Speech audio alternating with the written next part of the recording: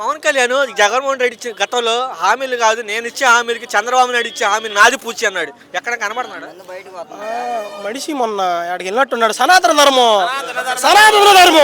Okay, సనాతన ధర్మం మడిసే కదా, పర్లేదు.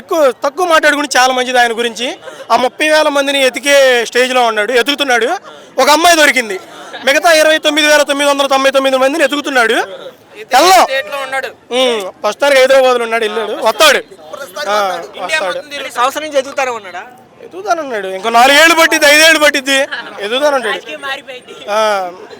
దొరకరు మాట లేదు. అందుకే కూడా చూసాగా జగన్మోహన్ రెడ్డి చక్కగా నీ అంతు చూస్తా సనాతన ధర్మం తెగ చూసాడు. జగన్ భయపడి ఆడకి తిరగకుండా ఇంటూ ఉన్నాడు పాపం.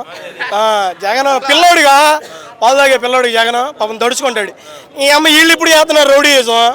2014-15లోనే చేశాడు జగన్. ఎంతగాడికి ఎక్కువ చేశాడు, మొత్తం సించిపోవడం ఎగుతాడు. జగన్ గారిని అరెస్ట్ చేస్తా ఉన్నారు. అరెస్ట్ చేసి చేసుకొని ఉంటాడయా, లోపల ఉంటాడు. మేము కూడా బయట ఉంటాం, జైలు బయట. ఎన్నాళ్ళు ఉంటే అన్నాళ్ళు ఉంటాం. అంతకుముందే ఉన్నాడు 16 నెలలు. ఇప్పుడు కొత్త ఏం కాదు జగన్కి జైలు. అవన్నీ చూసినోడే, చేసినోడే, చెందినోడే.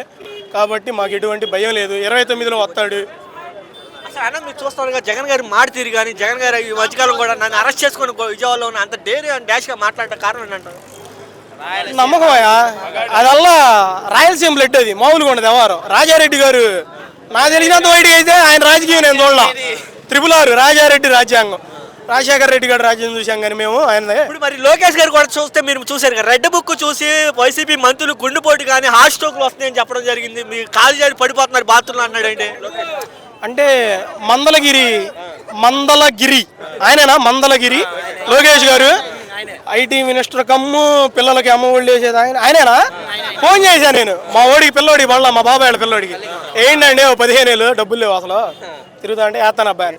ఎందుకన్నా వేసాడు, బ్యాలెన్స్ గోల్డ్ లేవు అంట మాట నన్ను అడుగుతున్నాడు.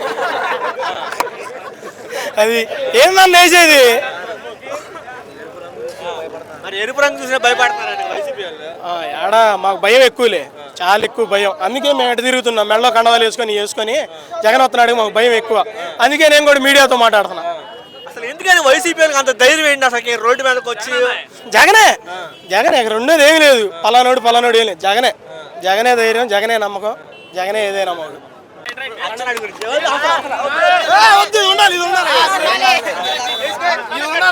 అప్పుడు